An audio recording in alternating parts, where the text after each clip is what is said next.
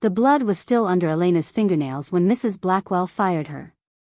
She'd scrubbed at it in the hospital bathroom, but some things don't wash away that easily. Not blood. Not the memory of a dying man's face. Not the choice she'd made that would cost her everything. But that was 2 hours ago. Right now, Elena Hartwell stood in the servants' entrance of Thornwood Estate, her uniform torn and filthy, facing the woman who'd made her life hell for 3 years. "Look at you." Mrs. Blackwell's voice dripped with satisfaction. "Filthy as a street rat. 2 hours late. No call, no explanation." "I can explain." "Save it." The head housekeeper's thin lips curved into something that might have been a smile on a kinder face. "Lady Thornwood wants to see you. Now." Elena's stomach dropped. In 3 years of service, she'd never been summoned to see Lady Thornwood. That was the kind of attention that ended careers. The walk through the estate's gleaming halls felt like a march to execution. Elena caught sight of herself in one of the gilt mirrors, hair falling from its bun, dirt smudged across her cheek, the hem of her uniform torn where she'd ripped it to bandage a stranger's wounds. She looked exactly like what she was, a girl who'd made a choice she couldn't afford. Lady Thornwood waited in the morning room, all ice and pearls and old money. She didn't invite Elena to sit. "Mrs. Blackwell tells me this is the 3rd time this month you've been late." "That's not," Elena bit back the protest. The other times had been Mrs. Blackwell's lies, petty cruelties that Elena had endured because she needed this job. But today was different. Today she'd actually been late. "I'm sorry, ma'am. There was an emergency." "There's always an emergency with girls like you." Lady Thornwood's gaze traveled over Elena's disheveled appearance with distaste. "You're dismissed. Effective immediately. No references. No final wages, consider it compensation for the uniform you've destroyed." The words hit like physical blows. "Please. My mother, she's sick. I need." "What you need is to learn responsibility." Lady Thornwood turned away, the discussion over. "Mrs. Blackwell, have security remove her." Elena didn't remember much of the walk home. Her feet moved automatically through streets that grew progressively shabbier, from Thornwood's manicured neighborhood to the crumbling district where people like her survived day by day. Her mind kept circling back to that morning, to the choice that had seemed so simple in the moment. The woods had been quiet before dawn, the path to the pharmacy a familiar shortcut. Then she'd heard it, a sound somewhere between a groan and a growl, raw with agony. She should have kept walking. Should have called 911 from a distance. Should have done anything except what she did. But she'd followed the sound and found him. He'd been collapsed against an oak tree, more blood than man, with wounds that looked like something had tried to rip him apart. Claw marks, she'd thought, though what animal could do that to a man his size, she couldn't imagine. He was massive, 6'3" easily, built like violence, with black hair and a face that would have stopped traffic if half of it wasn't soaked in blood. He'd been unconscious, barely breathing. And Elena, who'd watched her father die because the ambulance took too long, who'd spent 3 years watching her mother waste away for lack of decent medical care, couldn't walk away.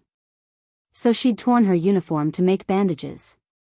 Used her scarf to apply pressure to the worst wounds.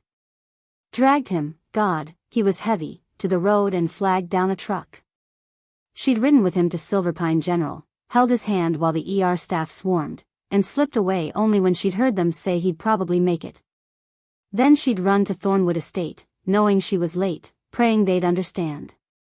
They hadn't. The apartment building looked grayer than usual in the afternoon light. Elena climbed 3 flights of stairs that smelled like mildew and failure, her legs heavy with more than physical exhaustion. Her mother was in bed, as always. Margaret Hartwell had been beautiful once, Elena had seen the photos. Now she was paper-thin skin over fragile bones, her breathing a labored rasp that filled their tiny apartment. "Baby?" Her mother's voice was weak. "You're home early." Elena couldn't answer. She crossed to the bathroom and checked the medication bottle with hands that shook. Empty. She'd meant to refill it this morning before work, but then there'd been the man and the blood and the hospital, and now. She counted the coins in her purse. $12.37. The medication cost $40. Rent was due in 3 days, $200 they didn't have. And she'd just lost the only job that would hire a girl without a high school diploma and a sick mother to care for. Elena? Her mother's cough was wet, rattling. What's wrong? Nothing, Mama. Elena forced brightness into her voice. Rest now. I'll take care of everything. It was the same lie she'd been telling for months. But now it felt hollow, impossible. Take care of everything with $12 and no job. She'd have to start applying at diners and gas stations tomorrow, places that would pay minimum wage and wouldn't care that she needed flexible hours for her mother. If she was lucky, she'd find something in a week. If not. She didn't let herself finish that thought. Night fell. Elena sat by the window, watching the street below while her mother's breathing filled the silence. Each rasp was a reminder of what was at stake, of how close they were to the edge. Tears slid down her cheeks, and she didn't bother wiping them away. She'd done the right thing this morning. Saved a man's life. And it was going to cost her everything. The black car appeared just after 9. It was sleek and expensive, completely out of place on the street where most residents were lucky to have a working bicycle. Elena watched it glide to a stop in front of her building, her tears drying as unease prickled down her spine. 3 men emerged. Even from 3 floors up, she could tell they were dangerous. They moved with predatory grace, all of them tall and broad-shouldered, wearing suits that probably cost more than Elena made in a year. The one in front had silver threading his dark hair, and he moved like a man who'd never been told no in his life. He looked up. His eyes found her window unerringly, as if he'd known exactly where she'd be. For a moment, they stared at each other across the distance. Then he smiled, slow and deliberate, and headed for the building entrance. Elena's heart hammered. She knew, with the same instinct that had made her stop for the wounded stranger, that these men were here for her. But why? How had they found her? The knock came 2 minutes later. Firm. Commanding. Not asking for entry so much as announcing arrival. Elena's hands trembled as she opened the door. The silver-haired man stood in her hallway, somehow making the cramped space seem even smaller. Up close, he was intimidating in a way that had nothing to do with his size, though he was easily 6 feet. It was something in his eyes, ancient and knowing, that made her feel like prey. Elena Hartwell? His voice was smooth, cultured. Who's asking? My name is Marcus Reed.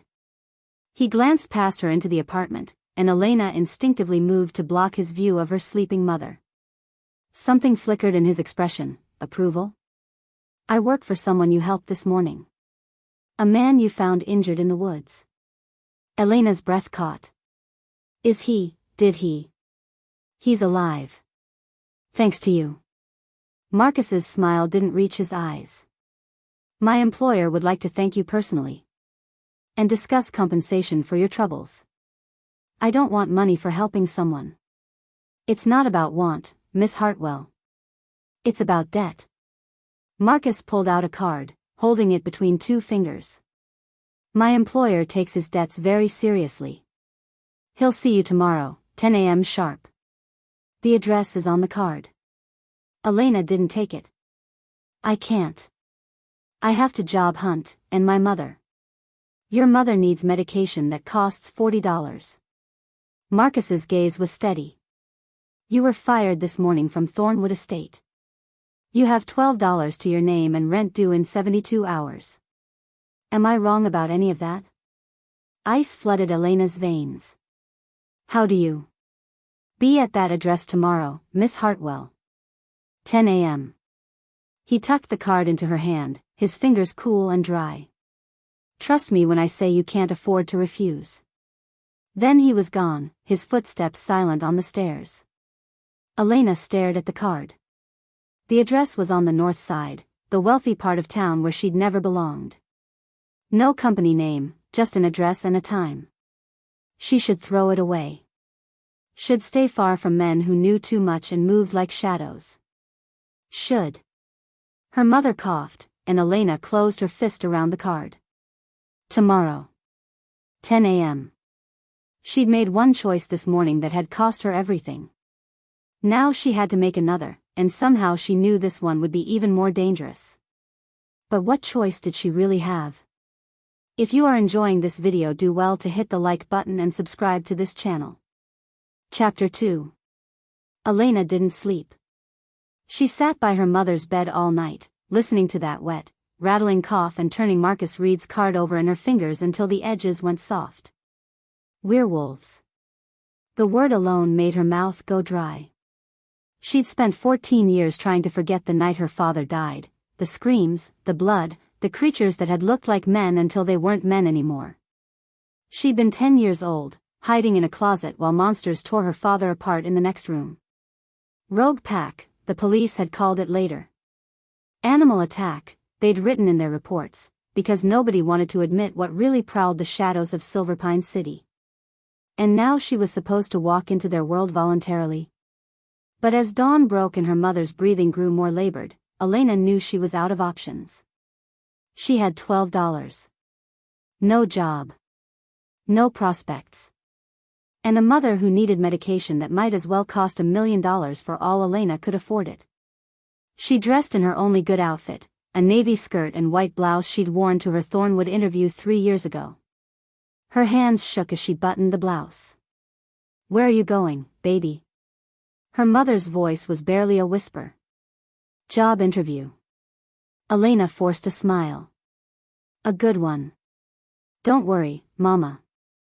I'll be back soon." The address led to the north side of the city, where old money lived behind iron gates and manicured lawns. Elena took 2 buses to get there, watching the neighborhoods transform from struggling to comfortable to obscenely wealthy. By the time she reached her stop, she was the only person left on the bus. The driver gave her a strange look as she got off. "You sure this is where you want to be, miss?" Elena wasn't sure of anything anymore. But she nodded and stepped onto a street where even the air felt expensive. The address wasn't visible from the road. Instead, a narrow drive disappeared into dense forest, marked only by a subtle sign, Blackwood. No house number. No welcome mat. Just a name that carried weight even Elena could feel. She walked. The forest pressed in on both sides, old-growth trees that blocked out the morning sun. Birds should have been singing, but the woods were silent except for her footsteps on the gravel drive. Then the trees opened up, and Elena stopped breathing. The estate was massive, 3 stories of stone and timber that looked like it had grown from the forest itself. Wings sprawled in either direction, connected by covered walkways. Gardens that probably required a dozen gardeners surrounded the main house. And everywhere, she saw them. Wolves. Some were in human form, patrolling the grounds with military precision. Others were actually wolves, huge creatures that moved through the gardens with casual authority. One lifted its head as she approached, its eyes too intelligent to be animal. Elena's legs locked. She couldn't do this. Couldn't walk into a den of predators, no matter how desperate she was. A wolf stepped onto the path ahead of her, massive and silver gray. Elena's heart stopped. Then the air shimmered, and suddenly Marcus Reed stood where the wolf had been, pulling on a shirt he'd grabbed from somewhere. He wasn't even breathing hard, as if transforming from beast to man was as natural as blinking. "Miss Hartwell." Right on time. His smile showed too many teeth. "This way." She followed because running would be pointless. These creatures could hunt her down before she made it to the road. So Elena walked through doors that could have belonged to a castle, into a foyer with a ceiling 3 stories high and a chandelier that probably cost more than her entire apartment building. The scent hit her immediately, pine and something else, something wild and clean that made her skin prickle. Wolf, she realized. This place smelled like wolf. The Alpha is waiting. Marcus led her through corridors lined with portraits. Fierce men and women stared down at her, their painted eyes seeming to follow her movement. Some of the portraits were centuries old, judging by the clothing. How long had the Blackwood pack ruled here? They stopped at a door of dark wood carved with symbols Elena didn't recognize. Marcus knocked once, then opened it without waiting for a response.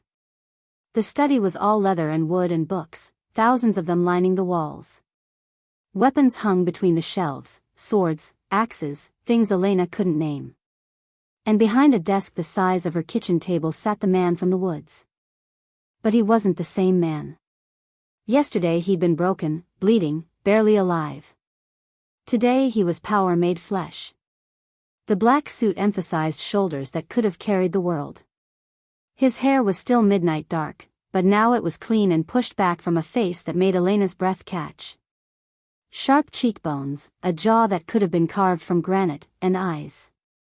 God, his eyes. They were gold. Not brown or hazel, but actual molten gold, and they fixed on her with an intensity that made her feel pinned, examined, known. You. His voice was deeper than she remembered, a rumble that seemed to vibrate in her chest. You're the one who saved me. Elena couldn't find her voice. Yesterday this man had been helpless, human. Today he was something else entirely, something that made every instinct scream at her to run. He stood, moving with a grace that shouldn't have been possible for someone his size. 6'3" easily, maybe more, with the kind of build that came from a lifetime of violence. He circled the desk, and Elena forced herself not to step back. I am Cain Blackwood. He stopped a few feet away, close enough that she could feel the heat radiating from him, far enough that she didn't feel trapped. Yet. Alpha King of the Eastern Territories. Elena had heard the name. Everyone in Silverpine had heard the name. The Blackwood pack controlled half the city's commerce, influenced politics at every level, and ruled the supernatural world with absolute authority. People whispered about Cain Blackwood in bars and break rooms, some with respect, some with fear, all with certainty that he was the most dangerous man in 100 miles. And she'd bandaged his wounds with strips of her uniform. You saved my life yesterday. Cain's eyes hadn't left her face. I was ambushed by rogues. They would have killed me if you hadn't stopped. I couldn't just leave you there. Elena's voice came out steadier than she felt. Anyone would have. No. The word was flat, final. Most humans would have run. Many would have let me die. You tore your own clothing to bandage a stranger. You risked being late to a job you desperately needed. You rode with me to the hospital and stayed until you knew I'd survive. He tilted his head, studying her. Why? Because my father died while I hid in a closet, Elena thought. Because I've spent 14 years being too afraid to help anyone. Because for once, I wanted to be brave. But she said, it was the right thing to do. Something flickered in Cain's expression, approval? Surprise? It was gone before she could read it. I pay my debts, Elena Hartwell. And I owe you a debt that can never truly be repaid. You don't owe me anything. That's not how our world works. He moved back to his desk, and Elena felt like she could breathe again. Marcus tells me you were fired yesterday. That your mother is ill. That you're 3 days from eviction. Anger cut through her fear. You had no right to. I have every right. Cain's voice didn't rise, but authority filled every word. You saved the Alpha King. That makes you a person of interest. For your own protection, I need to know your vulnerabilities. My vulnerabilities aren't your concern. They are now. He pulled a folder from his desk drawer, opened it. Margaret Hartwell. Stage 3 lung disease. Requires medication that costs $400 weekly. No insurance. No savings. No family besides you. His gold eyes lifted. Am I wrong? Elena's nails bit into her palms. What do you want? To help you. Nothing's free. Especially not from, she caught herself, but too late. From a werewolf? Cain's smile was sharp. No. Nothing's free. But my offer is fair. He slid a paper across the desk. I'll pay all your mother's medical expenses. Past, present, and future. I'll move her to a private facility with the best care available. I'll set you both up in a proper apartment, safe neighborhood, good schools if you want to finish your education. Elena stared at the paper. The numbers blurred. It was more money than she'd see in a lifetime of scrubbing floors. What's the catch? You work for me. 1-year contract as my personal assistant. You'll live here on the estate, available whenever I need you. The work will be varied. But I promise you'll never scrub another floor. Why? The question burst out. Why would an alpha king need a human assistant? You have an entire pack. I have a pack full of wolves with their own agendas, their own ambitions. Kane leaned back in his chair. I need someone who has no stake in pack politics. Someone who owes me everything and therefore has no reason to betray me. His eyes held hers. Someone brave enough to save a dying stranger and smart enough to be terrified right now but hide it well. I'm not hiding anything. Your pulse says otherwise. He could probably hear her heartbeat from across the desk. But you're still standing here, negotiating, when most humans would have run screaming. That's exactly what I need. Elena looked at the contract. 1 year. Her mother saved. A real salary, more than she'd made in 3 years at Thornwood. All she had to do was live among werewolves, work for their king, and pretend she wasn't terrified every second. I can't. The words felt like giving up.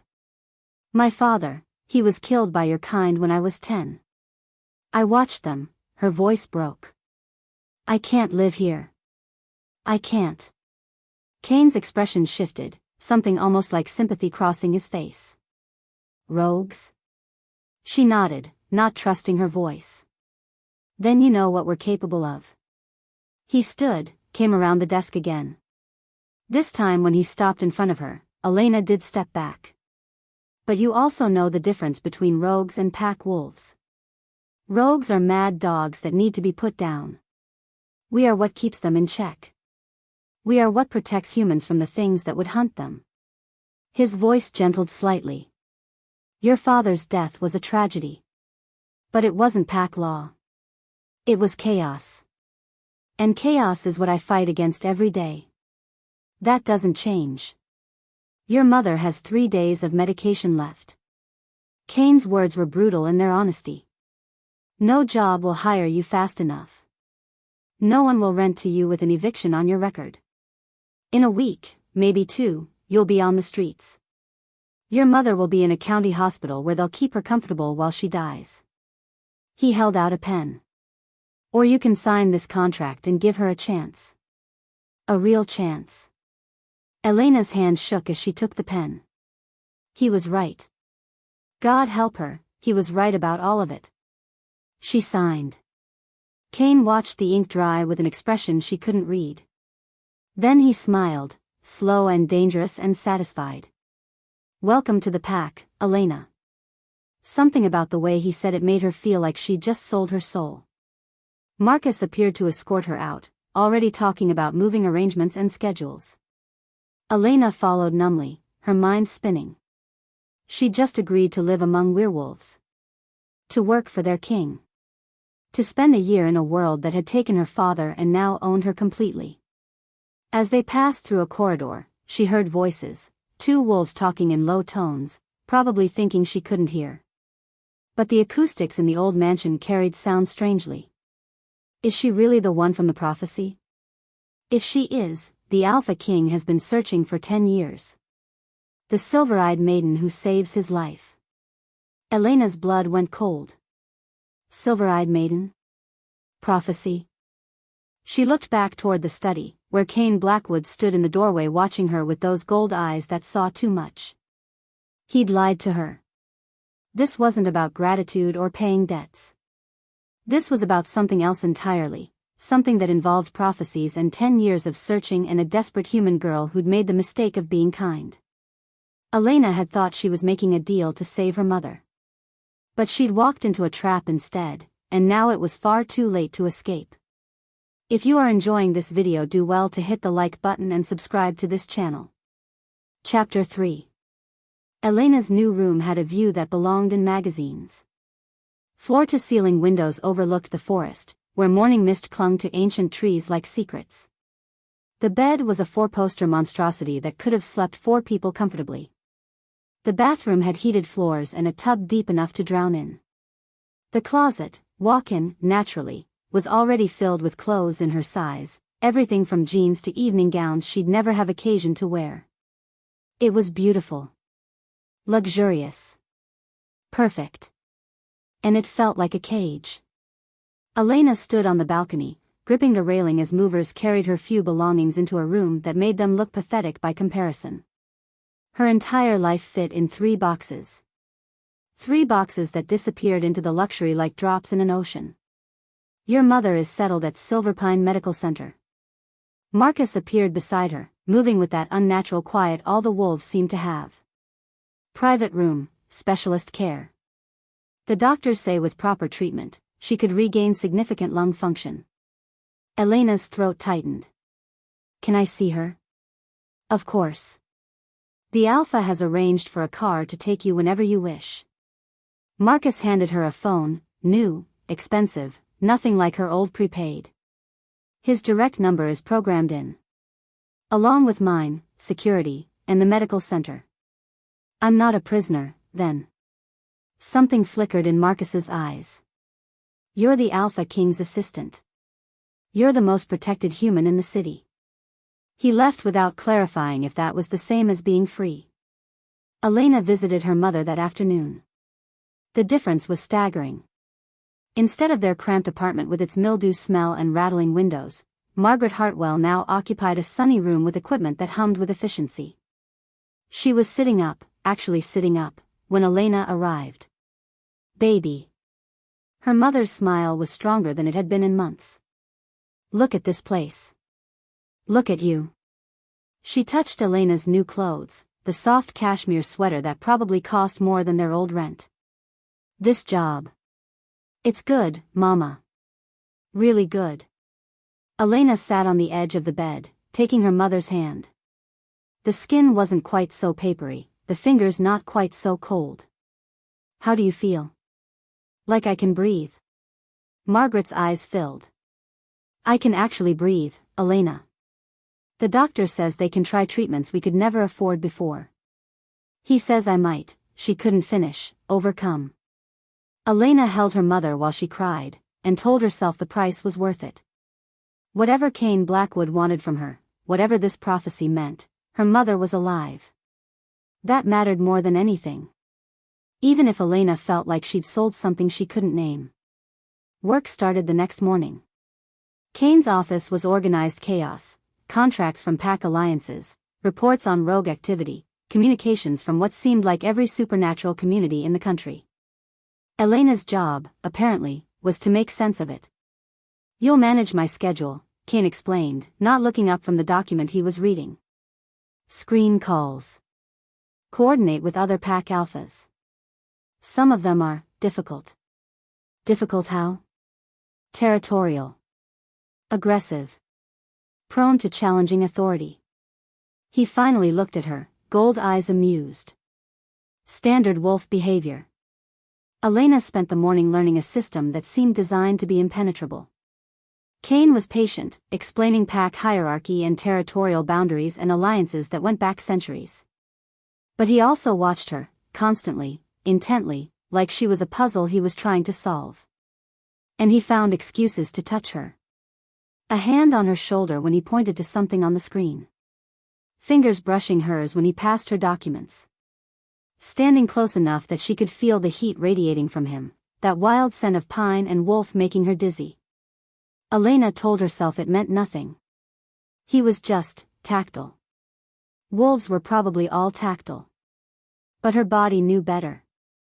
Her pulse jumped every time he came near. Her skin tingled where he touched her.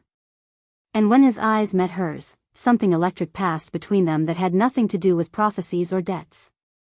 It terrified her. She was leaving his office after her first day when the woman appeared.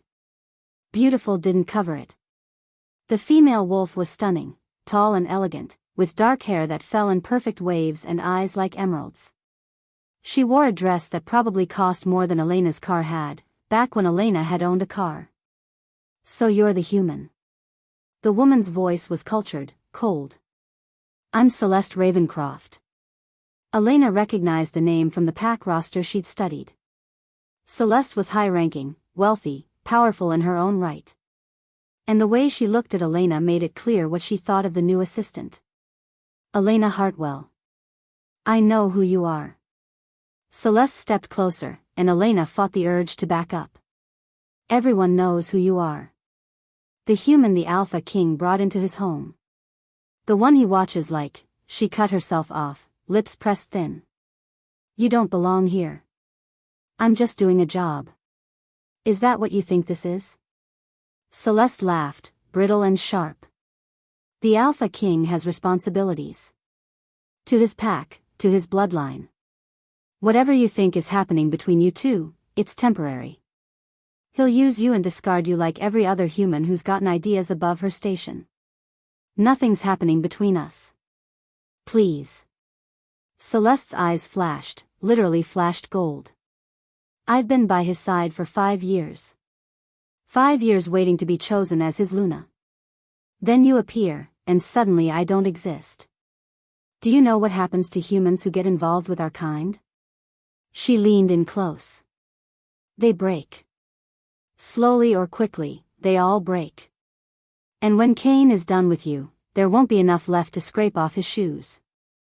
She swept away, leaving Elena shaking in the hallway. That night, Elena couldn't sleep. Celeste's words echoed in her head, mixing with those overheard whispers about prophecies and 10 years of searching. She pulled on a robe and wandered the estate's corridors, trying to make sense of the maze. She found the library by accident, a 2-story room filled with books that smelled of leather and age. Most were in English, but some were in languages Elena didn't recognize, their spines marked with symbols that made her skin prickle. She was reaching for a book on werewolf history when Cain appeared. Couldn't sleep. He was barefoot, wearing only sweatpants, his chest bare and marked with scars that looked like claw marks. Elena tried not to stare at the muscle, the power contained in that frame. "Just exploring. Find anything interesting?" His voice was casual, but his eyes tracked her hand on the book's spine. "I don't know yet." Elena pulled the book down. "Tell me about fated mates." Something shifted in Cain's expression. "That's not light bedtime reading. Neither is finding out I'm supposedly part of some prophecy." She opened the book, flipping to a passage she'd found earlier. "The silver-eyed maiden who saves his life. That's me, isn't it? That's why you really hired me." Cain was silent for a long moment. Then he took the book from her hands, set it aside, and met her eyes. "You think too much, Elena. You're not denying it. I'm not confirming it either." He stepped closer, and Elena's back hit the bookshelf. "You're here because I owe you a debt. Everything else is a lie?" The word came out sharper than she intended. "I heard them talking, Cain. About prophecies and searching for 10 years. What am I really to you?" His jaw tightened. "You're my assistant. And nothing." But his eyes said otherwise, burning gold, full of hunger and secrets. "You should get some sleep. We have an early meeting." An alarm shrieked through the estate. Cain's head snapped up, every muscle suddenly tense. "Stay here," he commanded, already moving. But Marcus burst through the library doors, breathing hard. "Rogues. South perimeter. At least 20. Elena's blood went cold. 20. "Get her to the safe room," Cain ordered. "Now." "Cain," Marcus hesitated. "They're asking for her by name." The temperature in the room seemed to drop. Cain turned slowly, his eyes no longer quite human. "What?" "They want the human. They said if we give her to them, they'll leave the pack alone. Kane's growl was pure animal. Over my dead body. Then he shifted. Elena had never seen a werewolf transform before, not up close, not when she wasn't a terrified child hiding in a closet. It should have been impossible. A man couldn't become a wolf in seconds, bones shouldn't be able to reshape that fast, that smoothly. But Kane did. One moment he was a man. The next, a massive black wolf stood where he'd been, easily the size of a small horse, with gold eyes that burned with intelligence and rage. He threw back his head and howled, a sound that vibrated in Elena's chest, that called to something primal and ancient. Then he was gone, charging into the darkness with a speed that shouldn't have been possible. Marcus grabbed Elena's arm. Move. She ran. Through corridors suddenly filled with wolves in various states of transformation, past windows where she could see creatures fighting in the darkness, blood and shadows mixing until she couldn't tell which was which. The safe room was in the basement, reinforced steel, no windows, enough supplies to survive a siege. Marcus shoved her inside where 2 guards already waited. Don't open this door for anyone but me or the Alpha, Marcus ordered. Then he was gone too, leaving Elena with 2 stone-faced wolves who wouldn't meet her eyes. Minutes crawled by. Elena listened to sounds filtering through the steel door, snarls, screams, the crash of something breaking. The guards stayed by the door, tense and ready. Then the lights went out. Emergency lights kicked in, bathing everything in red. One of the guards swore. They cut the power. They shouldn't be able to cut the power. The door shuddered. Once. Twice. On the 3rd impact, it burst inward, the reinforced steel crumpling like paper. 3 wolves poured through, gray and brown and scarred, their eyes wild with bloodlust. The guards shifted and attacked, and the room became a nightmare of fur and fangs and blood. Elena pressed against the far wall, her mind blank with terror. This was how her father had died. This was.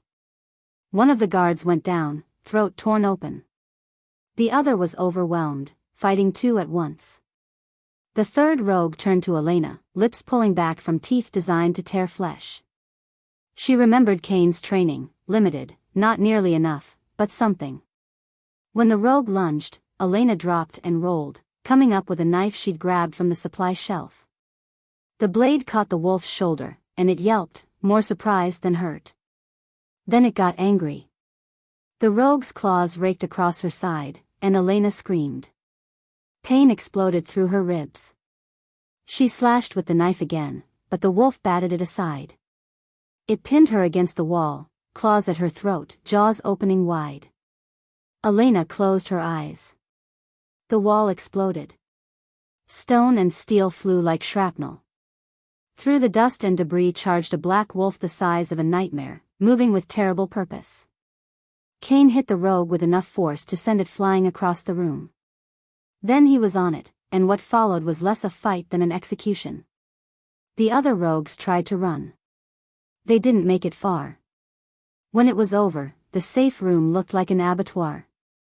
Blood painted the walls. Bodies, some human-shaped, some wolf, lay in twisted heaps.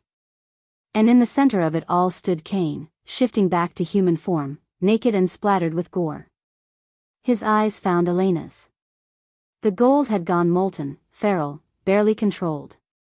He crossed to her in 3 strides, dropped to his knees, and ran his hands over her body, checking for injuries, she realized. His fingers found the claw marks on her side, and a sound came from his throat that was more animal than human. Mine, he snarled. The word hung in the air between them, possessive, claiming, undeniable. Kane's eyes widened, as if he hadn't meant to say it. As if the word had been ripped from somewhere primal and true. Elena stared at him, blood soaking through her shirt, pain radiating from her ribs. She saw the horror dawn in his expression, the realization of what he'd just revealed.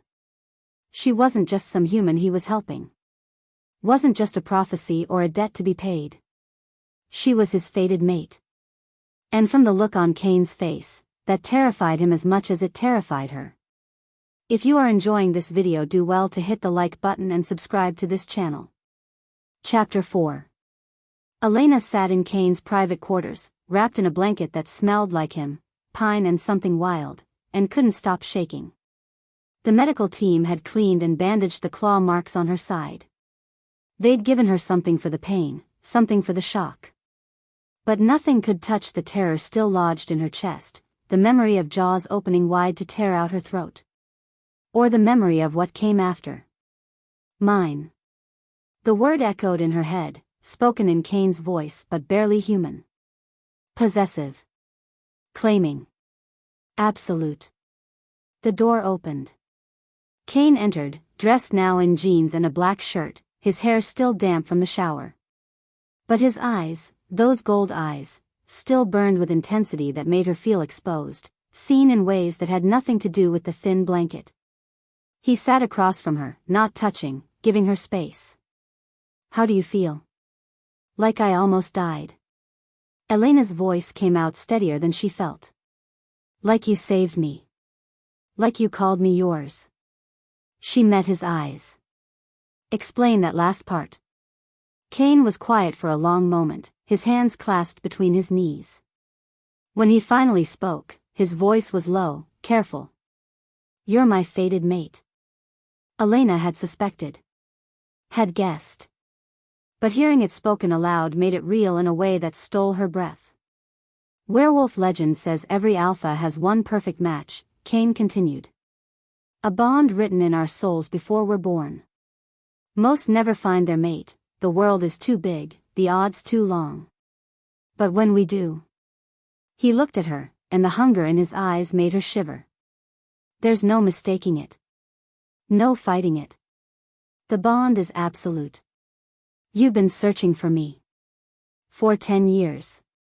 Since I became Alpha King at 21. He leaned forward, elbows on his knees. The prophecy said my mate would save my life. That she'd have silver eyes and bear the mark of the moon. I've looked for you in every territory, every city. I'd almost given up hope. Then I found you bleeding in the woods. Then you found me. Something like wonder crossed his face. And you saved me, just like the prophecy said. Elena pulled the blanket tighter, trying to process. Fated mates. Prophecies. Bonds written in souls. It was too much, too fast, too impossible. What does this mean? For me? It means you're mine, and I'm yours. It means I'll protect you with my life. Kill for you. Die for you. His voice roughened. It means every instinct I have screams to claim you, mark you, bind you to me so completely that nothing can ever take you away. But you haven't. No. The word was barely controlled. Because you deserve a choice. The bond may be written in our souls, but I won't force it on you. You can walk away, Elena. I'll still protect your mother, still keep you safe. But I won't make you. There's more. Elena cut him off, reading the shadows in his eyes. You're not telling me everything. Kane's jaw tightened. Then he stood, paced to the window, his back to her. I'm cursed. The words hung in the air, heavy with dread. My father made a deal with a witch, Morgana. He wanted power, wanted to be the strongest Alpha King in history. She gave him what he wanted, but curses always have a price. Kane's hands fisted at his sides.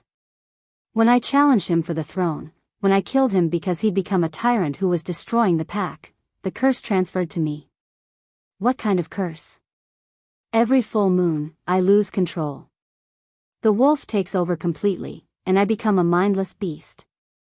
I kill anything in my path, pack members, humans, it doesn't matter. The bloodlust is absolute. His voice was hollow, dead. I have to be chained in the basement in silver. It burns, causes agony, but it's the only way to keep me contained. Marcus and my most trusted guards stand watch, ready to kill me if I break free. Elena's stomach turned. How long have you? 10 years. Every month for 10 years. He turned to face her, and the pain in his eyes nearly broke her. The curse can only be broken by the love of my true mate. If it's not broken by my 32nd birthday, 6 months from now, I'll be lost to the beast forever. They'll have to kill me, or I'll slaughter everyone I've sworn to protect. 6 months. Elena's mind reeled. He had 6 months, and she was supposed to, what? Fall in love with him? Break a witch's curse? Save him again, but this time with emotions she couldn't fake? You're asking me to. I'm not asking anything. Kane crossed back to her, dropped to his knees so they were eye level. You can leave, Elena. Tonight, tomorrow, whenever you want. The mate bond isn't slavery. It's a gift, but only if both people accept it freely. His hand lifted, hovering near her face but not touching. If you stay, if you choose to accept the bond, you'll become my Luna Queen. Bound to me for life. Immortal like me, sharing my strength and my curse until it's broken. But if you go, my mother still gets her care? Your mother gets everything I promised. My debts are paid regardless of your choice. Elena studied his face, searching for lies. She found none. Just desperation and longing and a terrible, vulnerable hope that he was trying to hide. The door burst open. Marcus stood there, breathing hard, his expression grim. We have a problem. Kane was on his feet instantly. What now? The rogue attack wasn't random. Marcus's eyes flicked to Elena, then back to Kane. We captured one alive. He talked before he died. They were sent by Damien. The temperature in the room dropped. My brother. He's allied with Morgana. They're working together, she keeps you cursed, and when you turn permanently in 6 months, he takes the throne. Marcus's voice was flat, delivering terrible news with military efficiency. They know about Elena. They know she's your mate. They'll try again, and next time they won't stop until she's dead. Elena's blood went cold. Damien. Morgana.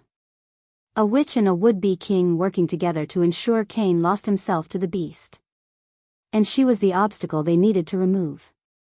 Double the guards, Kane ordered. No one gets near her without my explicit permission. She doesn't leave the estate without me. Kane, Elena started. This isn't negotiable. His voice was pure alpha command. Damien won't stop. Morgana won't stop. If they kill you, the bond can never be completed, and I'm lost. You're staying here where I can protect you. The golden cage just got smaller. The next week was suffocating. Guards followed Elena everywhere, to meals, to the bathroom, to her room at night. Kane assigned his most trusted warriors, wolves who moved like shadows and watched her with eyes that never blinked. She couldn't visit her mother without an armed escort. Couldn't walk the gardens alone. Couldn't breathe without someone monitoring it. And Celeste made everything worse. The female wolf appeared whenever Elena was most vulnerable, cornering her in hallways, sitting too close at meals, making comments that cut like surgical strikes. The pack is restless, Celeste said one morning, her voice carrying across the breakfast room. A human Luna. It's unprecedented. Some say it's an abomination. Elena kept her eyes on her coffee. They say you're putting everyone at risk. That Damien wouldn't be attacking if the Alpha King would just accept his proper mate. Someone with wolf blood. Someone worthy. Celeste.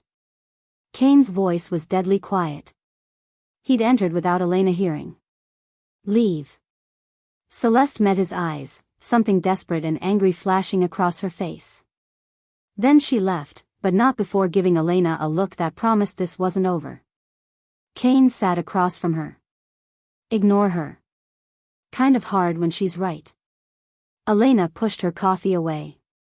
Your pack doesn't want me. Your brother wants to kill me. And I'm supposed to break a curse I don't understand with feelings I'm not sure I can. Elena. His hand covered hers on the table. The touch sent electricity up her arm. You don't have to do anything. This isn't your burden to carry. But it was. Because despite everything, the danger, the impossibility, the sheer insanity of it all, Elena was falling for him. It happened in quiet moments. Late at night when he came to her room, not to seduce but to talk. He'd sit on her balcony and tell her about his childhood, the father who'd beaten him for showing weakness, the weight of leadership he'd inherited too young, the loneliness of being alpha king. "Everyone wants something from me," he said one night, staring at the stars. "Power, protection, favor. But you." He looked at her, gold eyes soft in the moonlight. "You wanted nothing. You saved me because it was the right thing to do. Do you know how rare that is?" Elena's chest tightened. "You're not what I expected." "What did you expect?" "A monster. After what happened to my father, I thought all werewolves were." She stopped, but Kane understood. "We can be monsters," he said quietly. "I've done things that would horrify you. Killed people who threatened my pack. Made decisions that haunt me." His voice dropped. "Every month I become something that would murder you without hesitation. How can I ask you to love that?" "You're not asking." Elena turned to face him fully. "And I don't love the curse. But I'm starting to think I might." She couldn't finish. The words were too big, too terrifying. Kane's hand cupped her face, his thumb brushing her cheekbone. "I've waited so long for you," he whispered. "But I won't take what isn't freely given." Elena made the choice before she could talk herself out of it. She closed the distance and kissed him. The moment their lips met, the world ignited. Kane made a sound deep in his throat, half surprise, half relief, and pulled her closer. The kiss deepened, becoming hungry, desperate. Elena felt something awaken inside her, a golden warmth that spread through her veins like liquid sunlight. When they finally broke apart, both breathing hard, Kane's eyes were wide with wonder. "What was that?" Elena gasped. "The first stage of the bond." His voice was rough, affected. "You've accepted it." "Accepted me." Elena could feel it now, a golden thread connecting her heart to his, warm and alive. Through it, she felt his emotions, desire, hope, fierce protectiveness, and love so strong it nearly overwhelmed her. "I can feel you," she whispered. "And I can feel you." Kane kissed her again, softer this time. "The bond will grow stronger with time. With trust. With intimacy. Complete mating, the final stage, will make you immortal like me. Bound across lifetimes." "One step at a time," Elena said, but she was smiling. That night, she dreamed. But it wasn't her dream. She saw through Kane's eyes, felt his emotions as if they were her own. She experienced his memory of the night he killed his father, the necessity of it, the trauma, the crushing weight of responsibility that came after. She felt the curse take hold the first time, the horror of waking chained in silver with blood on his hands and no memory of what his beast had done. She saw him searching for her through the years, scanning faces in crowds, chasing false leads, the hope slowly dying until all that remained was desperate resignation. When Elena woke, tears streamed down her face. The bond had shown her his soul, scarred, burdened, but beautiful in its strength. She had to talk to him. Had to tell him she understood, that she wasn't afraid, that maybe they could. Elena threw on a robe and hurried to his office. She opened the door without knocking. And froze. Celeste was wrapped around Kane, kissing him with desperate passion. Kane's hands were on her shoulders, pushing her away, Elena realized distantly, but the image seared into her brain anyway. Celeste's body pressed against his. Her hands in his hair. Her lips on his. Through the bond, Elena felt Kane's panic, his rejection, his fury at Celeste. But it didn't matter. The image was there, burned into her retinas. Celeste's eyes opened, found Elena over Kane's shoulder. She smirked, a deliberate, vicious expression, before Kane finally managed to shove her away. "Elena," he crossed the room toward her, but Elena stepped back. "It's not," she just. "I know." Elena's voice was hollow. Through the bond, she felt his truth. But knowing didn't make the image hurt less. I know you didn't. Marcus burst through the door behind her, his face ashen. Elena. It's your mother. She collapsed at the medical facility. His voice cracked. It's critical. You need to come now. If you are enjoying this video, do well to hit the like button and subscribe to this channel. Chapter 5. The medical facility smelled like antiseptic and death. Elena ran through corridors that blurred together, Kane at her side, Marcus leading the way. Her heart hammered against her ribs, each beat a prayer that was more plea than hope. Please. Not now. Not like this. They burst through the doors to her mother's room, and Elena's world stopped. Margaret Hartwell lay surrounded by machines that beeped urgent warnings. Her skin was gray, her breathing shallow and labored. Tubes and wires connected her to equipment that seemed to be the only thing keeping her alive. 2 doctors worked frantically, their expressions grim. What happened? Elena's voice broke. Dr. Chen looked up, his face grave.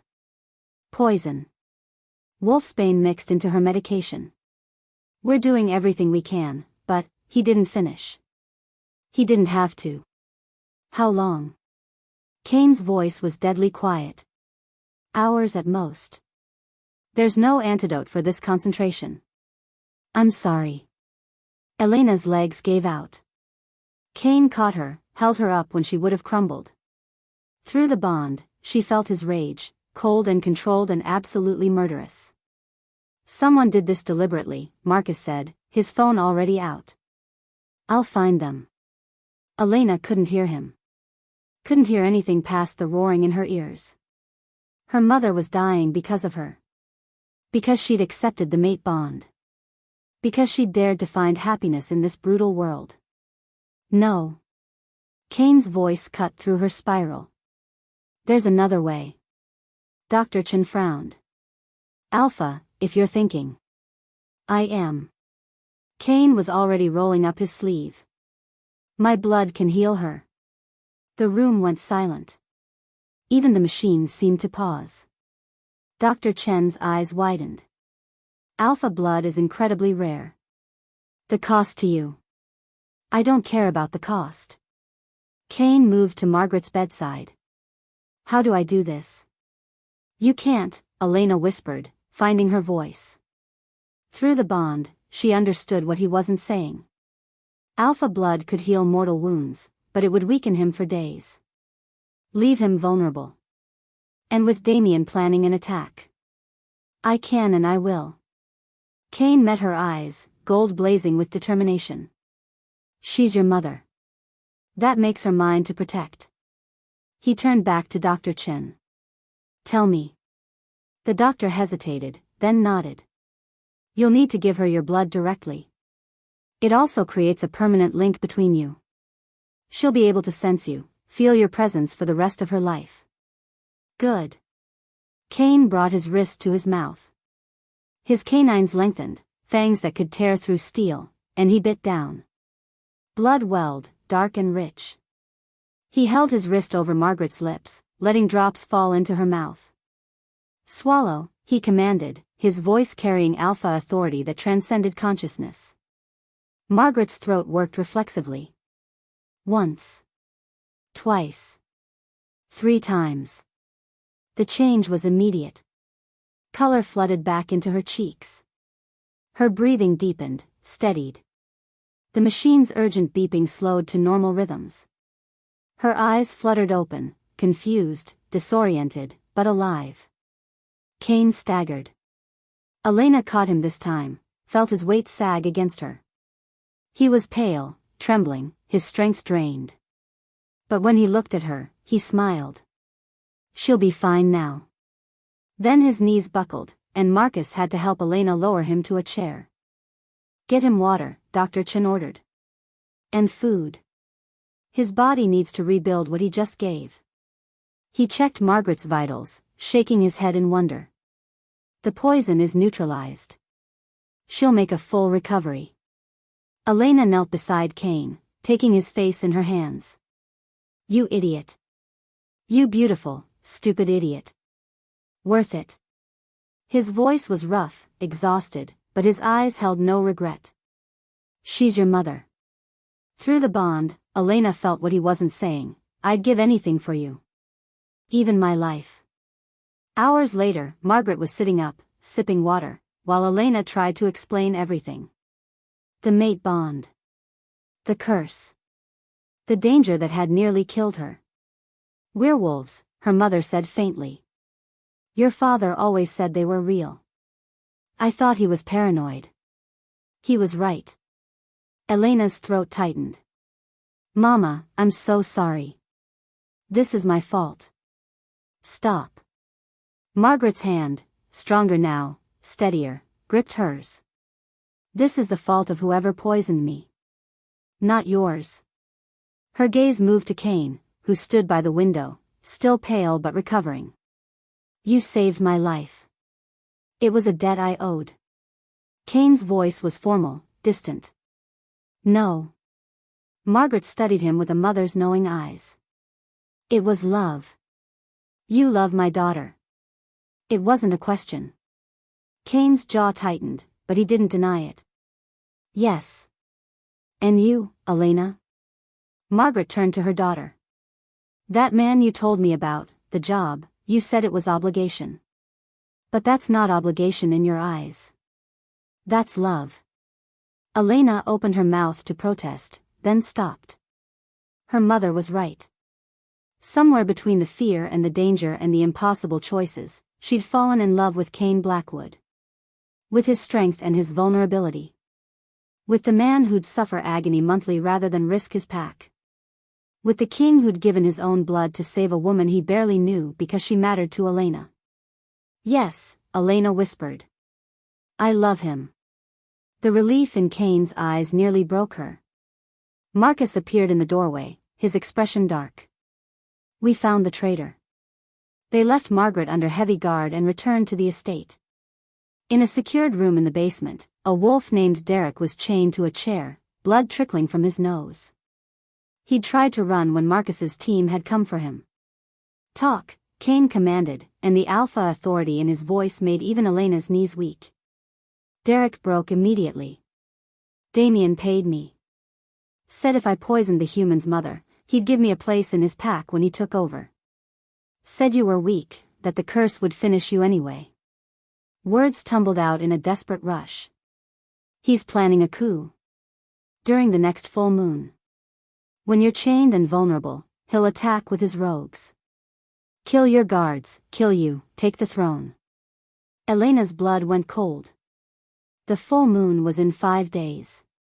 How many rogues? Marcus demanded. 50. Maybe more.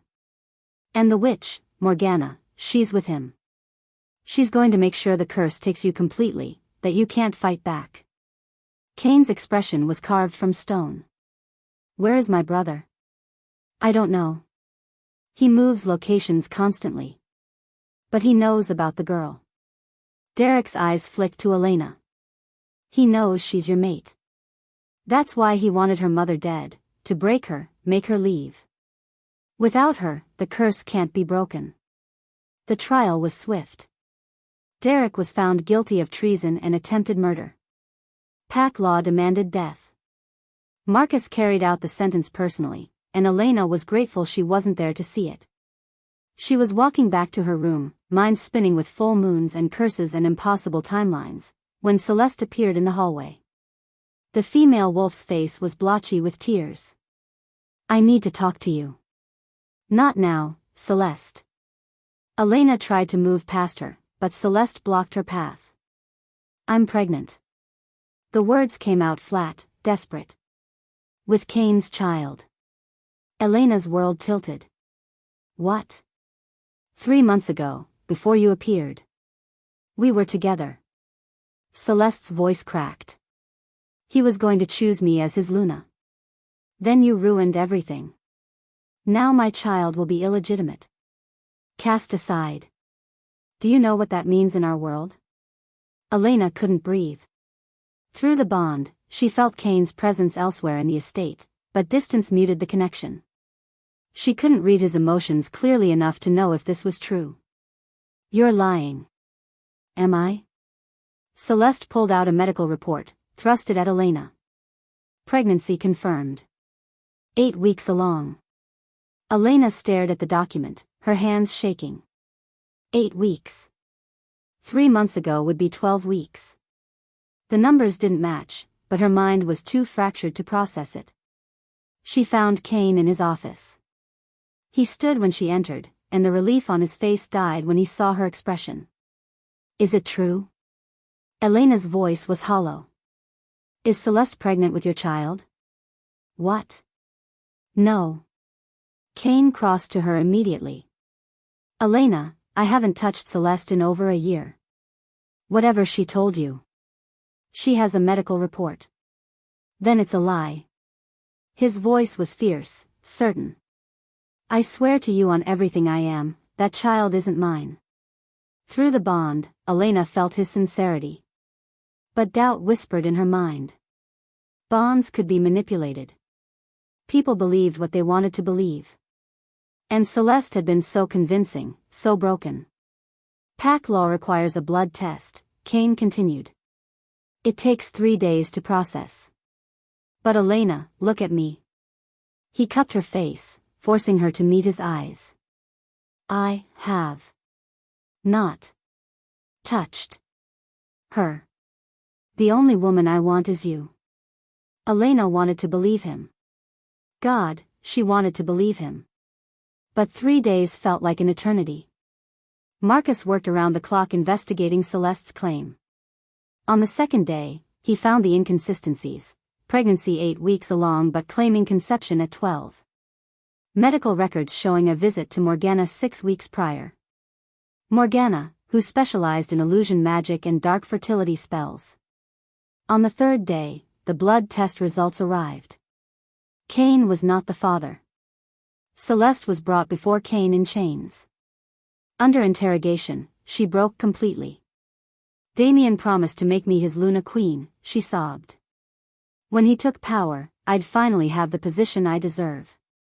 The pregnancy was Morgana's spell, just an illusion to drive you apart before the full moon. Her eyes found Elena, filled with bitter hatred. "You don't deserve him. You're human. You'll never be worthy of being our Luna." "Take her to the cells," Kane ordered, his voice cold. "She'll stand trial after we deal with Damien." When they were alone, Elena couldn't meet his eyes. "I'm sorry. I should have trusted the bond. Should have believed you without doubt. You were manipulated by people who are very good at deception." Kane's hands were gentle on her shoulders. "This world is brutal, Elena. You've been lied to and manipulated since the moment you entered it. I don't blame you for being cautious." "But the full moon," Elena's voice cracked. "We wasted 3 days. It's in 2 days now, and we haven't completed the bond. I've ruined everything." "No." Kane turned her to face him. "We have time. We don't have to complete the bond before the full moon.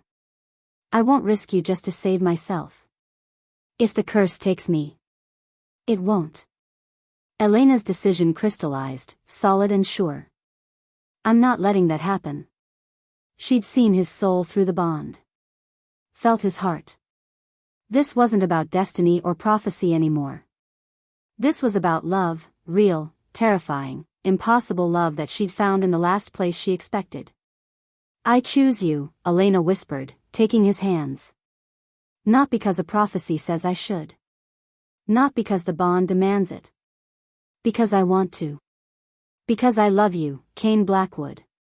All of you, the king and the man and even the beast." The love in Kane's eyes stole her breath. "Elena." He leaned in to kiss her, and Elena rose to meet him. The explosion hit before their lips could touch. The eastern wing erupted in flames. The blast wave shattered windows, threw them both to the ground. Alarms shrieked. Through the smoke and chaos, Elena heard screams, snarls, the sounds of battle. Kane was on his feet instantly, pulling her up. Stay behind me. They ran to the window. Below, the grounds were chaos. Rogues poured through breached walls, dozens of them, maybe more.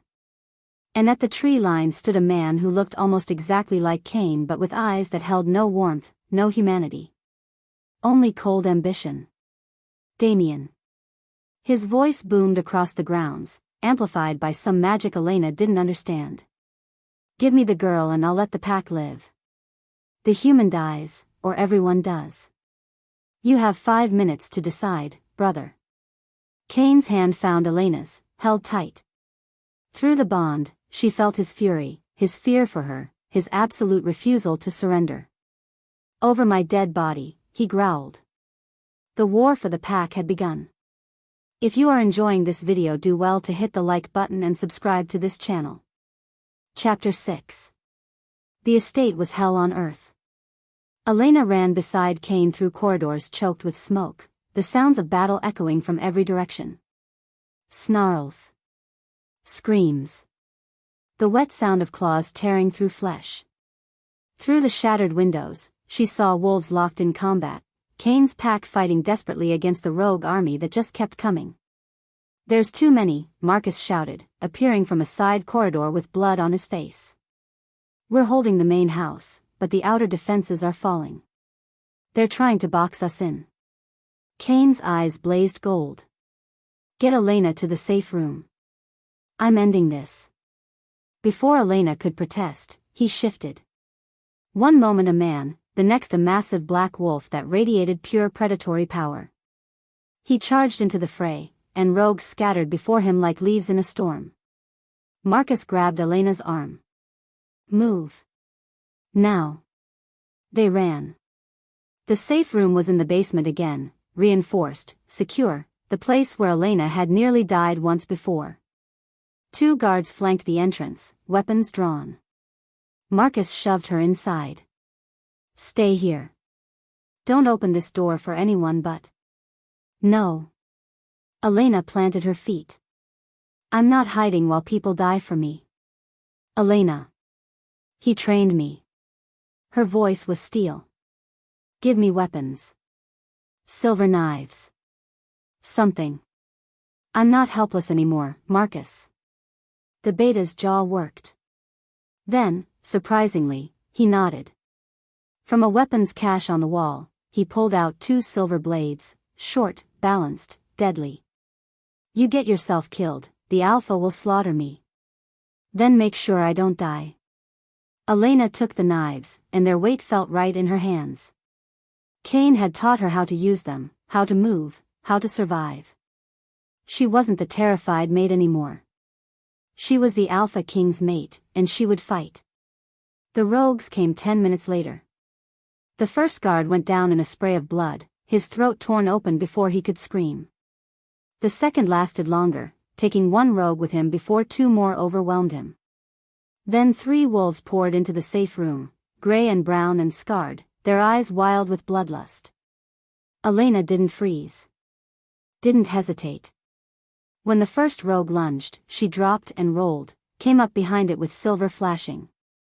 The blade found the soft spot behind its ear, a kill strike Cain had drilled into her. The wolf collapsed, and Elena was already moving. The second rogue expected an easy kill, a human girl, small and weak. It learned better when Elena's knife found its eye socket. The silver burned, and the wolf's howl cut off in a wet gurgle. The third rogue was smarter. It circled, watching her with calculation. When it attacked, it was fast, faster than Elena could fully track. Claws raked across her side, and pain exploded through her ribs. She fell, blade spinning from her grip. The rogue's jaws opened wide, going for her throat. A black blur crashed through the wall, literally through it, stone exploding inward. Cain in his wolf form was fury incarnate.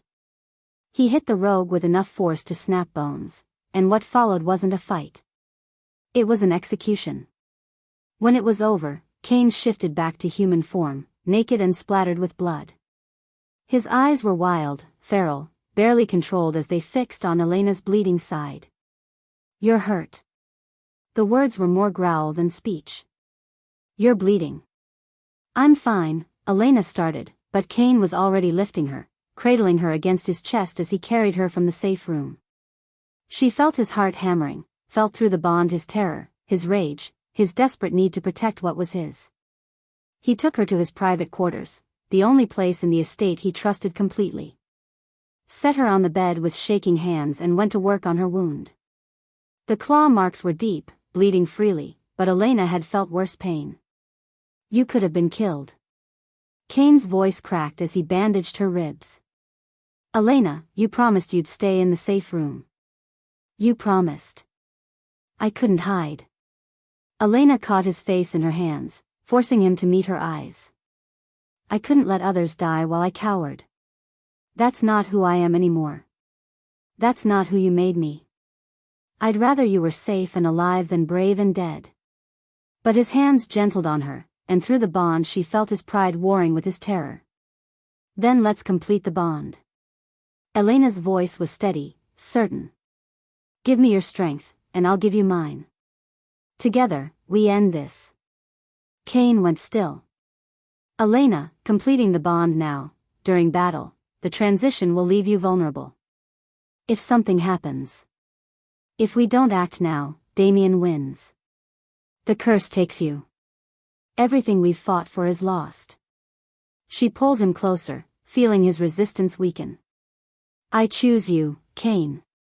I choose us. Now and forever. Cain's control shattered. He kissed her with desperate hunger, and Elena met him with equal fire. This wasn't gentle. Wasn't careful. It was primal and necessary and sacred all at once. As they came together, the mate bond ignited. Elena felt Cain's essence pour into her, his strength, his power, his very soul merging with hers. And she gave him everything in return, her humanity, her compassion, her absolute unwavering love. The curse written into his bloodline met her pure spirit and cracked. Golden light exploded from their joined forms, brilliant enough to see through walls. The power of a completed mate bond rippled outward, and every wolf on the grounds felt it, a shock wave of pure supernatural energy. When it finally subsided, Elena lay gasping in Cain's arms. She felt different. Stronger. Her senses were sharper, she could hear individual heartbeats in the battle below, smell blood and smoke and fear. She could feel the pack through Cain's connection to them, dozens of souls linked in a web of loyalty and strength. She looked at her hands. They seemed to glow faintly in the dim light. When she met Cain's eyes in the mirror across the room, she saw her silver eyes now held flecks of gold, his mark on her very soul. You're Luna now, Cain whispered, awe in his voice. My Luna Queen. Elena stood, and power moved through her like nothing she'd ever felt. She wasn't human anymore. But she wasn't wolf either. She was something in between, the bridge between worlds the prophecy had spoken of. They dressed quickly and emerged from Cain's quarters to chaos. The battle had reached a critical point. Cain's wolves were being driven back, rogues overwhelming their positions. But when Elena appeared beside Cain, marked and bonded and radiating power, a roar rose from the pack. They're Luna. They're true Luna Queen. The pack's strength surged.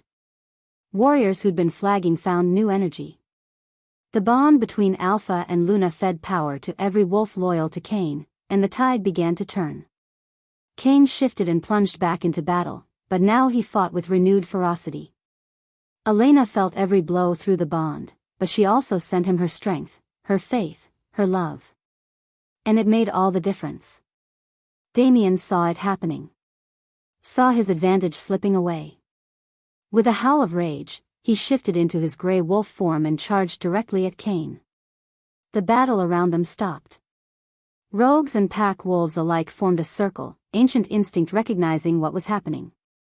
An alpha challenge. A fight to the death between brothers for the right to rule. Pack law was absolute. Cain couldn't refuse without losing face, losing authority. He had to fight. Had to win. Or die.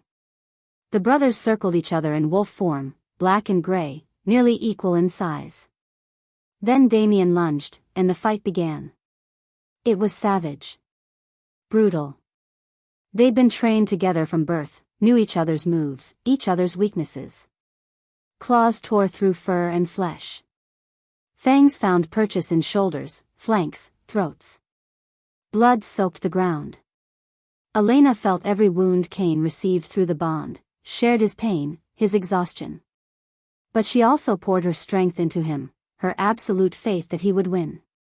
That they would survive this together. Slowly, Cain gained the upper hand. He was stronger, more experienced, and the completed mate bond gave him power Damien couldn't match. He pinned his brother, jaws at Damien's throat, ready to deliver the killing blow. Then Morgana stepped from the shadows. The witch was ancient, Elena could feel it in the power that rolled off her in waves. She chanted in a language that hurt to hear, words that made reality itself seem to bend. No. Marcus lunged for her, but invisible force threw him backward. Morgana's magic wrapped around Damien, strengthening him. The grey wolf threw Cain off with unnatural power. This was cheating, breaking the sacred rules of an alpha challenge. But Morgana didn't care about rules. She raised her hands, and black energy gathered between her palms. A killing curse. Aimed directly at Cain's heart. Elena didn't think. She just moved. She threw herself in front of Cain just as the curse released. Black lightning struck her chest, and agony unlike anything she'd ever known exploded through her body. She should have died. The curse was designed to kill instantly, to stop the heart and shred the soul. But Elena was the silver-eyed maiden from the prophecy. Bonded to the cursed Alpha King. The bridge between human and wolf. And when the curse entered her body, it met something it couldn't destroy. The mate bond. The curse hit the golden thread connecting Elena's soul to Cain's, and instead of killing her, it transformed her. Power erupted from Elena in a silver-gold wave. She screamed, but it wasn't pain, it was awakening. Magic that had been dormant in her bloodline for generations ignited, fed by the curse, by the bond, by the impossible union of human and wolf. The blast threw Morgana backward, breaking her concentration. Damien collapsed as her magic released him. And Elena stood in the center of it all, silver fire dancing across her skin. She looked at her hands. Flames, actual flames made of pure silver light, flickered between her fingers. Power thrummed through her veins, ancient and new all at once. She turned to Morgana, and her eyes blazed with otherworldly light. Silver and gold merged into something that made the witch's face go pale with fear. "You cursed the wrong bloodline," Elena said, and her voice carried power that made every wolf present bow their heads. The Luna Queen had awakened. If you are enjoying this video, do well to hit the like button and subscribe to this channel. Chapter 7. Elena stood at the center of a circle of wolves and rogues, silver fire dancing across her skin like living light. She should have been terrified. Should have been confused. Instead, she felt powerful in a way that went beyond words. The mate bond with Cain pulsed golden in her chest, but there was something else now, something ancient and wild and utterly hers. Magic that had been sleeping in her blood for generations had finally woken up. Morgana scrambled backward, and for the first time since she'd appeared, the witch looked afraid. "Impossible," she hissed. The Moon Witch bloodline was extinct. They all died out centuries ago. Apparently not. Elena's voice resonated with power that made the very air vibrate. She didn't understand what was happening, didn't know what moon witches were or why fire that should burn only felt warm against her skin. But instinct guided her, ancient knowledge flowing through her veins. She took a step toward Morgana, and the silver flames grew brighter. "Break the curse you placed on Cain. Now." Morgana's laugh was bitter, edged with hysteria. "You think I wanted to curse the Blackwood line? Your precious mate's father held a knife to my daughter's throat and demanded I give him power. I had no choice." Her eyes flickered to Cain, who'd shifted back to human form and stood watching with unreadable gold eyes. "When you killed him, boy, the curse transferred as payment for the magic. Blood magic always demands blood." "Then break it," Elena demanded. "I can't." Morgana's voice dropped. Blood magic can only be broken two ways, death or true love. Kill me, and the curse becomes permanent, written so deep into his bloodline it'll pass to his children and his children's children. Her smile was cruel. But true love? That's the real trick. Most people think they've found it, but blood magic knows the difference between infatuation and the real thing. Elena felt Cain move beside her, his hand finding hers. Through the bond, she felt his emotions, love so fierce it burned, but also guilt, rage, darkness that had festered for years. The curse fed on those dark emotions, she realized. It lived in his pain. There's another way, Cain said quietly. His voice was steady, but Elena felt his terror through the bond. The curse feeds on my guilt. My rage. The darkness I've carried since I killed my father. He turned to Elena, and tears, actual tears, glistened in his eyes. If I let that go, if I forgive him and forgive myself, the curse has nothing left to feed on. No. Morgana's voice was sharp. That's not, you can't just. Watch me. Cain pulled Elena into the center of the circle, where every wolf and rogue could see them. His hands trembled as he took hers. Help me, he whispered. I don't know how to let go. Elena squeezed his hands, and through the mate bond, she poured everything into him, her strength, her acceptance, her absolute unwavering love. You are not your father, she said, loud enough for the pack to hear. You are not the monster he tried to make you. You're the man who gave his own blood to save my mother. The leader who'd rather suffer agony monthly than risk his pack. The mate who sees me as an equal, not a possession. Her voice broke. Let it go, Cain. The guilt, the rage, the pain. Let it all go. You deserve to be free. Cain's face crumpled. In front of his entire pack, the Alpha King cried. Tears streamed down his face as years of carefully controlled emotion finally broke free. He made me kill him, Cain choked out. He became a tyrant, a monster, and pack law demanded I challenge him. But he was still my father. His voice broke. I loved him once, before the power corrupted him. And I had to tear out his throat. You saved the pack, Elena said fiercely. You did what no one else was strong enough to do. That's not murder, Cain. That's sacrifice. I've told myself that for 10 years. Cain's hands tightened on hers. But I never believed it. Never forgave myself for what I had to become to end him. Then believe it now. Elena called on her newfound power, let the silver fire flow from her hands into his. Forgive him for failing you. Forgive yourself for surviving. And be free. The curse mark on Cain's chest, a twisted black wolf that Elena had glimpsed during their bonding, began to crack.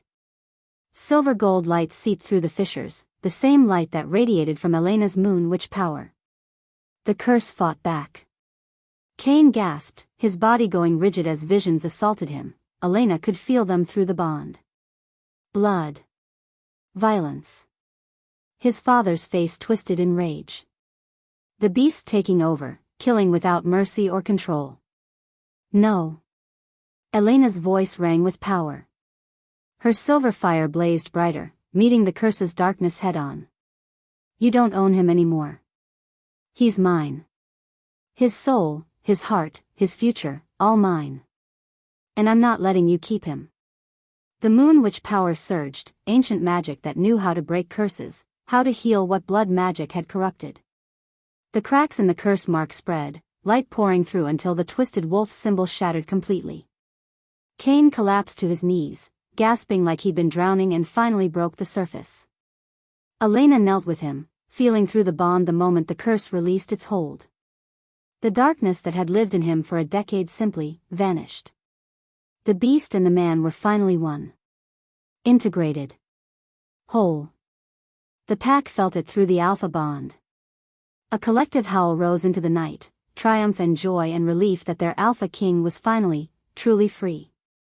Cain looked up at Elena with wonder in his gold eyes. You saved me, he whispered. In every way a person can be saved. Movement shattered the moment. Damien, still in wolf form, charged, not at Cain, but at Elena. He'd lost everything. His coup had failed. The curse was broken. The pack's loyalty belonged to Cain. In his madness and desperation, Damien did the unthinkable. He attacked the Luna directly. It was the ultimate taboo. Even rogues knew better than to strike at a bonded Luna. Damien never reached her. The entire pack converged on him with a roar of fury that shook the ground. Loyalty to their Luna overrode everything, even the sacred rules of an alpha challenge. Wolves poured in from all sides, and even some of Damien's own rogues turned on him, unwilling to cross that line. But it was Marcus who reached him first. The beta shifted mid-leap, his grey wolf form tackling Damien with brutal efficiency. They went down in a tangle of fur and fangs, and Marcus's jaws found Damien's throat, ready to tear it out. "Marcus, stop." Cain's command froze the beta mid-strike. Marcus held Damien pinned but didn't kill him. The grey wolf beneath him shifted back to human form, broken, bleeding, the madness finally leaving his eyes. Damien looked up at Cain, and something like regret crossed his face. "I just wanted Father to see me the way he saw you," he whispered. "I wanted to matter." Cain's expression was complex, anger and grief and pity all warring for dominance. He stood slowly, Elena rising with him. "You always mattered, Damien. You were my brother. But you chose ambition over family. Chose power over loyalty. Pack law demands death for treason," Marcus growled, still pinning Damien. Cain was silent for a long moment. Through the bond, Elena felt him wrestling with the decision. Justice versus mercy. The law versus forgiveness. "Exile," Cain finally said. The word carried absolute authority. "Strip his rank.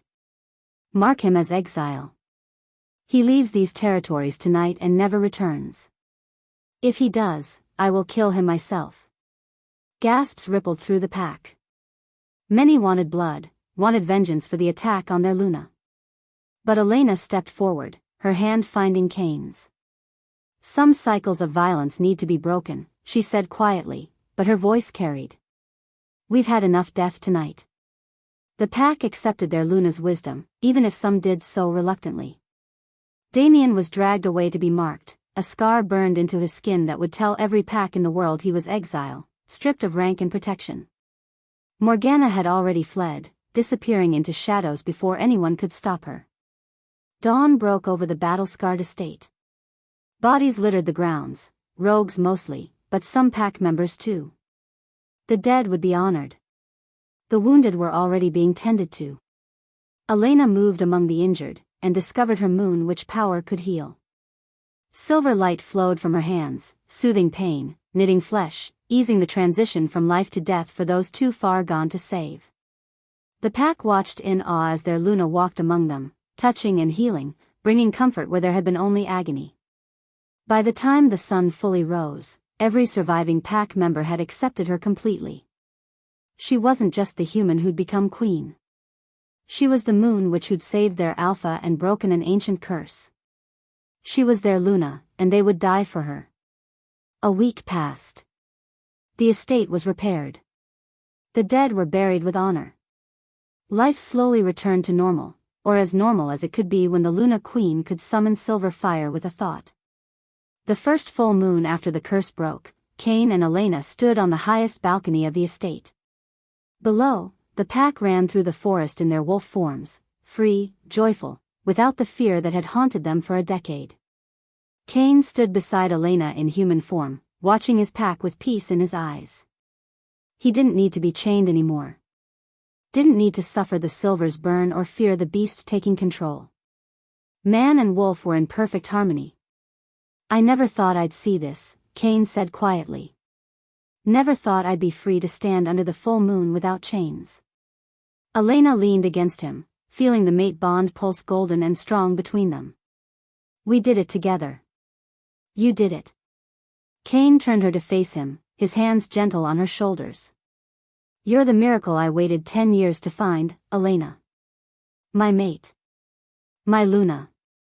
My salvation. Elena smiled, opening her mouth to reply. Then she gasped, her hand flying to her stomach. Elena? Kane's voice sharpened with concern. What's wrong? The bond, Elena whispered, feeling it shift and change in ways she didn't understand. It's different.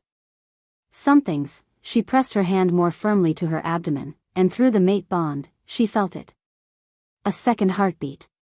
Tiny and new, intertwined with hers but separate. A life that hadn't existed a week ago now pulsed with impossible strength. Kane's eyes went wide. Through the bond, he felt it too, felt what Elena was only beginning to understand. I'm pregnant, Elena breathed, wonder and terror warring in her voice. The heir to the Blackwood throne. The first child born of Moon Witch and Alpha King bloodlines in 1,000 years.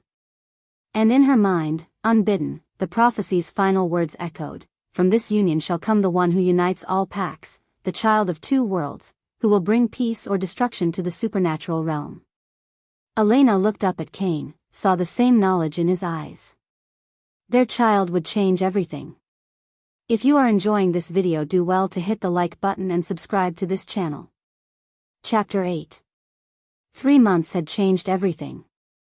The estate rose from its battle scars stronger and more beautiful than before, stone walls fortified with both steel and magic, gardens replanted, windows replaced with glass that could withstand supernatural assault. But the real transformation was in the people who walked its halls. Elena stood before a full-length mirror in her chambers, studying her reflection. Her belly curved gently beneath the flowing silver gown, 7 months along now, though Moon Witch pregnancies apparently followed their own timeline. Her silver-gold eyes glowed with power that had become as natural as breathing. And on her neck, visible above the gown's neckline, was Kane's mark, the bite that proclaimed her his mate, his Luna, his queen. She was no longer the maid who'd scrubbed floors at Thornwood Estate. That girl felt like someone from another lifetime. You're beautiful, Kane said from the doorway, and Elena's heart still skipped at the sound of his voice. The mate bond hummed between them, golden and strong. Are you ready? As ready as I'll ever be. Elena turned to face him. He wore formal black, looking every inch the Alpha King. But when he crossed the room and rested his hand on her belly, feeling their daughter kick, he was just Kane. Her mate. The man she loved.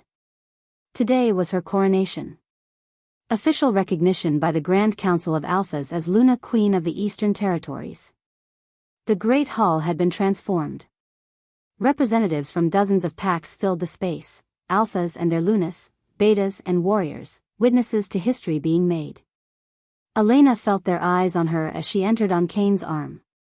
Some watched with respect. Others with curiosity. A few with skepticism that a human-born Luna could truly rule. The Grand Council sat at the head of the hall, 12 ancient Alphas who'd held power for centuries. Their leader, Alpha Thornton, stood as Elena approached. He was old, his hair white as snow, but his eyes were sharp as he studied her. Elena Hartwell, his voice carried through the hall. You stand before this council seeking recognition as Luna Queen. You are human-born, yet bonded to our Alpha King. You carry the heir to the Blackwood throne. What makes you worthy to rule over wolfkind? Elena had prepared for this question. But instead of the speech she'd memorized, she let her power answer. Silver fire ignited in her palms, controlled, beautiful, dangerous. She raised her hands, and moonlight streamed through the windows, bending to her will. The council gasped as she wove the light into shapes, wolves running, humans and wolves standing side by side, a child with silver gold eyes bringing them all together. I am the bridge between worlds, Elena said, her voice resonating with Moon Witch power. I am human compassion and wolf strength. I carry your heir, and she will be more powerful than any born before her. She let the moonlight fade, meeting Thornton's eyes directly. I don't ask to be worthy. I am worthy. The question is whether you're wise enough to accept the future instead of clinging to the past. Silence. Then Alpha Thornton smiled, the first genuine smile Elena had seen from him. Well said, Luna. He turned to the council. All in favor of recognizing Elena Blackwood as Luna, Queen of the Eastern Territories? Every hand rose. Not a single dissent. Cain placed the crown on her head, a circlet of silver and moonstone that caught the light and threw rainbows across the walls. My Luna, he said, and the pride in his voice made tears sting Elena's eyes. My queen. The hall erupted in howls of approval. The age of the Luna Queen had officially begun. Elena used her new authority to make changes. She established treaties with human communities, opening dialogue that had been closed for generations. Resources from the pack, medical care, education, protection, became available to humans in need. Elena remembered too well what it was like to count coins for medication, to feel helpless and desperate. She created sanctuaries for wolves who didn't fit traditional pack structures. Omegas who'd been cast out found homes. Lone wolves found community. Half-breeds and outcasts found acceptance. Her compassion earned loyalty that fear and dominance never could.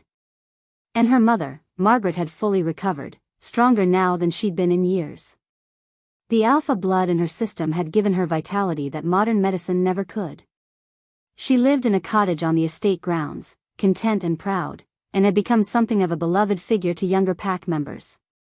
She taught them about human culture, helped them navigate the integration between worlds.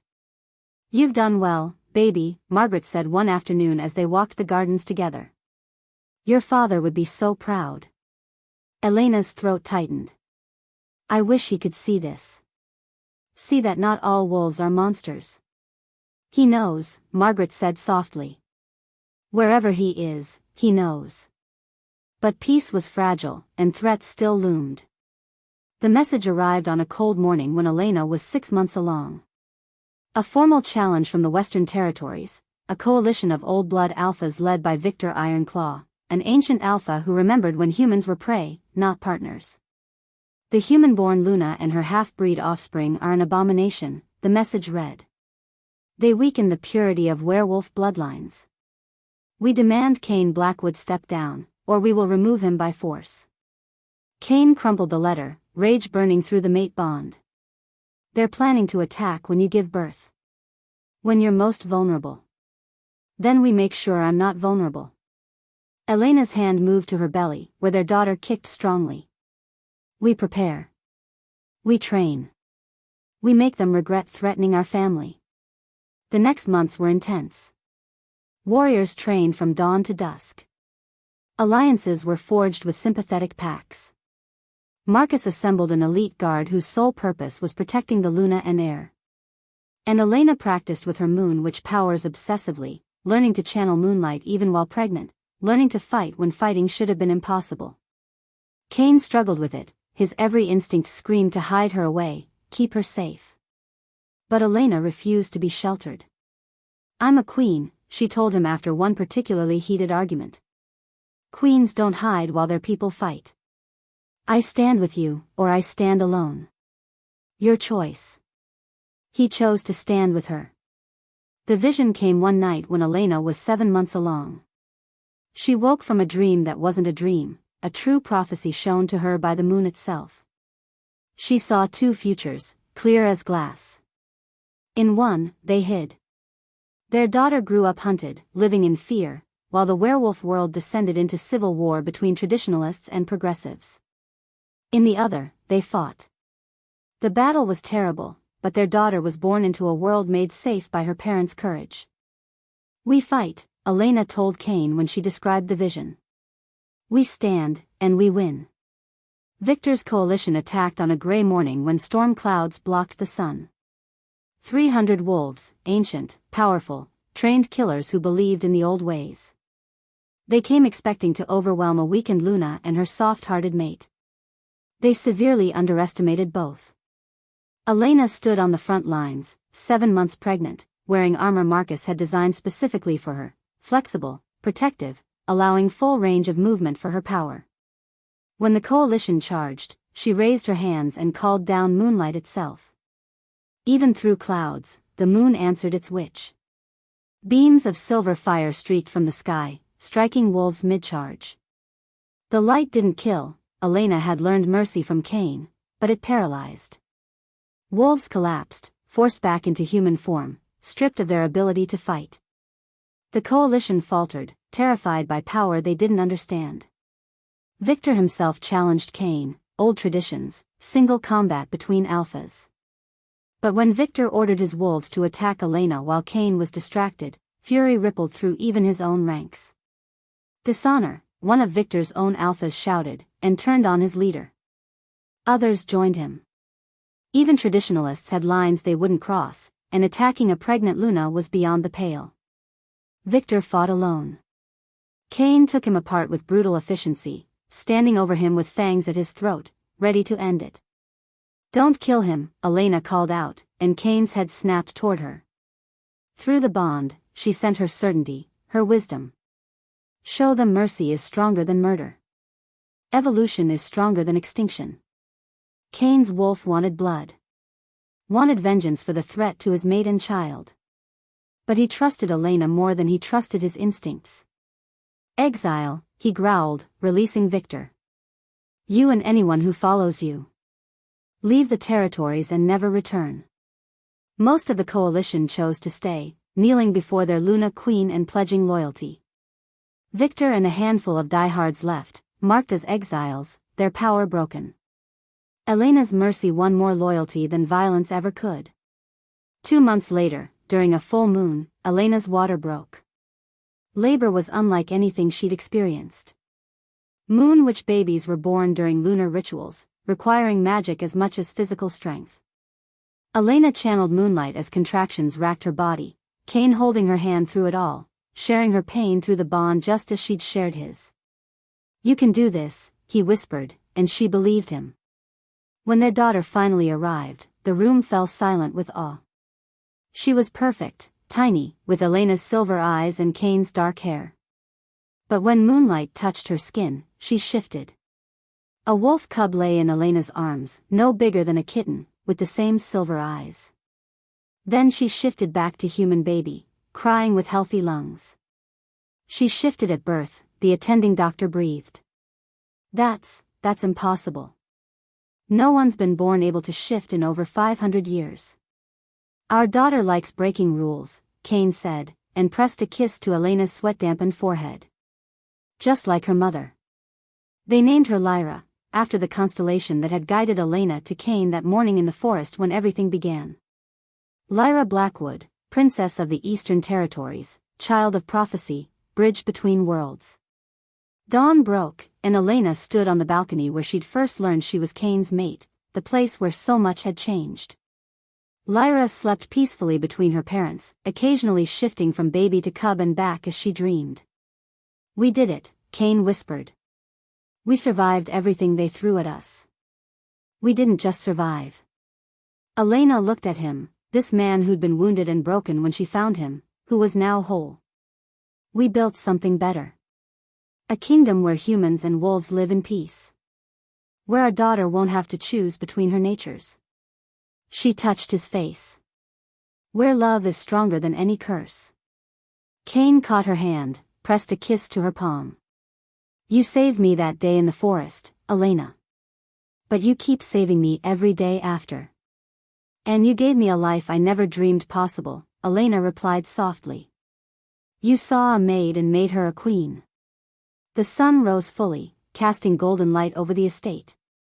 Below, wolves and humans moved together, training side by side, working together, building together. The age of fear and separation was over. The age of the Luna Queen had begun. And in the distance, more packs approached. Word had spread across the supernatural world, the legend of the maid who saved the Alpha King, the human who became Moon Witch, the queen who chose mercy over vengeance and love over fear. She gave hope to every outcast, every half-breed, every person who didn't fit neatly into one world. Elena had proved that the greatest strength came not from purity but from unity. Lyra woke, letting out a tiny cry that sounded like both baby and wolf cub. Elena and Cain smiled at each other, their bond golden and unbreakable. Their story was ending. But their daughter was just beginning.